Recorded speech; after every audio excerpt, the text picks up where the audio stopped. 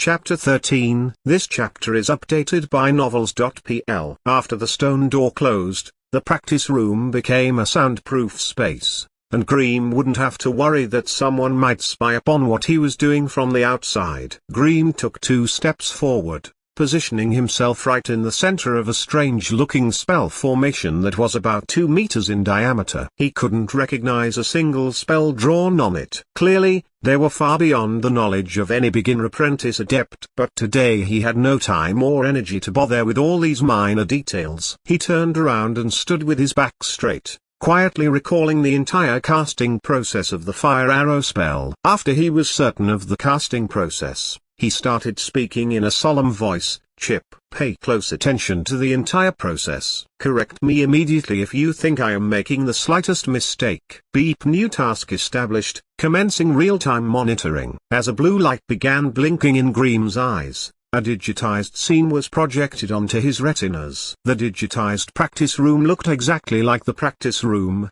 but countless tiny dots of blue nodes had appeared on Greem's retinas, slicing up the entire room into countless tiny regions. Also, the body movements Greem required to perform were divided into countless still virtual images, each staged in such a way as to indicate an order he must follow. Which was exactly what he needed to do, follow the movements of these virtual images. Finally, Greem, who had been standing still, looking blankly off into space, began to practice. He started to recite the magic words, and, at the same time, making drawing movements in front of his chest at an incredibly fast speed. These movements made him look weird, but at the same time, seemed to possess a certain flowing grace. As Greem progressed through the spell, his body started to blink red as a huge amount of fire elementium was summoned by his spell, slowly compressing and forming into the shape of an arrow in between his moving hands. Perhaps the process had been too smooth,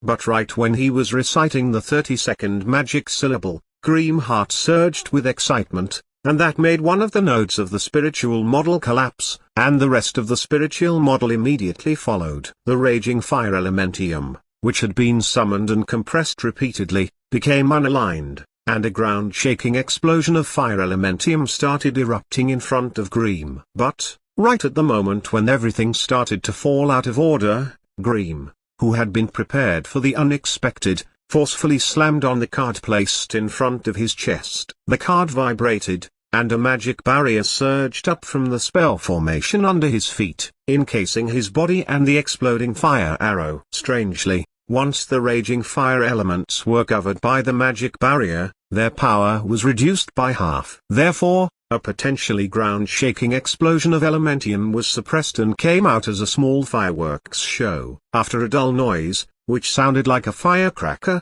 Greem was submerged by thick and dark smoke, and a small flame could be briefly seen through the smoke. A moment later, Greem dashed out from the smoke while continuously coughing. "Damn it! I thought I was going to succeed." His face was smudged by thick smoke, and his clothes were full of burn marks, making him look like a homeless man who had been dragged through a fire. Although he was caught right in the center of the explosion, the power of the raging fire elementium was suppressed by the magic formation. Therefore, only his hands and forehead were licked by the flames. He didn't really suffer from any injuries except minor burns. His first real casting attempt had failed, and the cause of it was actually Greem's weak control over his own emotions. As he felt he was going to succeed, he let his excitement get the best of him, and that emotional outburst had disturbed the spellcasting process. After letting the dark smoke clear from the room, he tidied up his appearance and applied some medicinal paste on his wounds. Only then did he step back into the spell formation. Gritted his teeth tightly,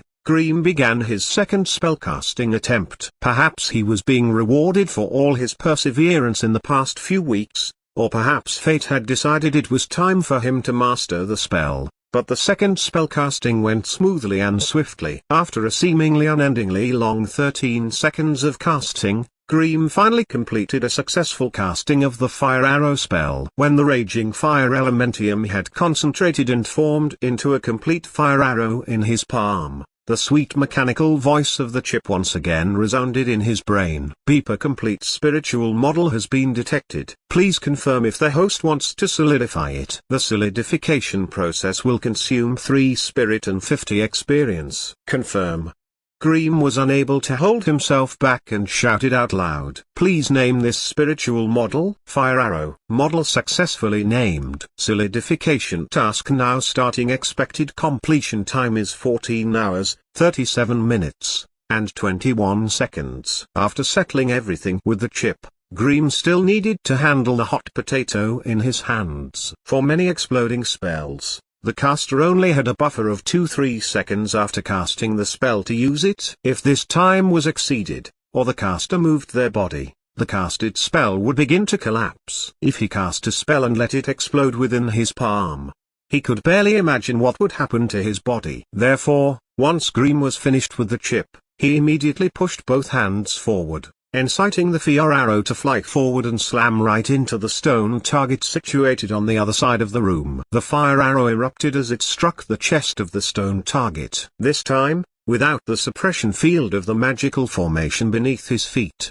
the raging fire elementium could finally reveal its brutal and violent nature. A loud explosive noise was heard. A fireball the size of a melon suddenly appeared, quickly spreading into a violent fiery shockwave. The raging explosion instantly heated up everything within a 5-meter radius of the stone target to rather intense temperatures. After the smoke cleared, Greem could see that the chest of the stone target had been burned black, and there was even a nail-sized hole where the center of the explosion had been. Unexpectedly, a wall on one side of the room began to wobble like the surface of water did when small ripples went through it. After a moment, a few words began to show up. Obviously, this specially designed spellcasting practice room was very effective at its job. Although, with the help of the chip, Greem didn't need the limited data detected by the spell formation, but all the other apprentice adepts couldn't live without it. Only through the evaluation and calculation of the spell formation could they have a more direct feeling of control when dealing with the spells they were learning. That, or they would have to experience it directly on a battlefield,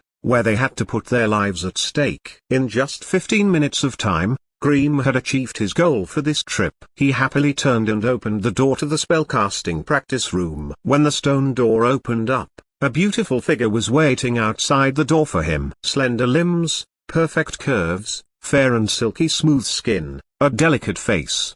But what excited Greem the most was the flaming red chiffon dress and her equally red luscious lips. The only difference compared to the last time he had seen her was that her ruby red eyes were gone, having been replaced by a pair of turquoise blue eyes, which made Greem felt like he was staring into a sparkling ocean of blue. It was Mary, wearing her vivacious red dress. "Oh, so it seems you really are here." Her juicy red lips moved gently, letting out words in a voice that made Greem's heart race. "All right, since I've found him, you're no longer of any use to me." The second sentence, which was said in a tone that sounded much colder than the first, was not spoken to Greem. Only now had Greem noticed that this neighbor of his, who was slim and neither tall nor short, was dragging an adult man with her right hand. It was Anne, the administrator of the magic spell practice room. Red-dressed Mary waved her little hand, and Anne was easily thrown over 10 meters. He hit the ground with a thud, and started groaning, unable to stand back up. Greem felt his expression change. Although Anne was not considering a chunky man, his body weight was at least that of the average adult man. However, this Mary had just thrown him a fairly long distance with a single bare hand, and she had done it without even trying that hard. Inferring from what he had seen in front of him, Greem guessed that she had, at least, 10 strength. Judging from the swiftness of her movements, her agility was not low either. Together with her frightening vampire ability of regeneration, perhaps even the 3 strongest apprentice adepts wouldn't be able to gain an advantage over her in a fight. Hadn't she been taken away by the master of the tower? How was she here, safe and sound? Follow me. While Greem was still pondering all of this in his mind, Mary stretched out her fair, silky smooth, right hand and grabbed his collar. Then she turned around and strode away, her hand on his neck. Greem did his best to try and avoid her hand, but he was unable to do so. Although he was only 15 years old, He was actually a little bit taller than Mary. In order to avoid being dragged on the floor, he was forced to stagger along behind her, having no idea what was going on in the public cafeteria. It was dinner time, so most of the apprentice adepts were gathered in the cafeteria, sitting in small groups, having their meals, and talking to each other. From the places they sat and the way that they each talked, it was enough to determine the strength of these small groups and the position of each apprentice adept in the group. After all, those who were lone wolves, like Cream, were actually quite few in number. Most of the apprentice adepts preferred to group up and form small gangs, allowing them to work together and fight off those who approached with bad intentions. But, right when the atmosphere of the place was warming up,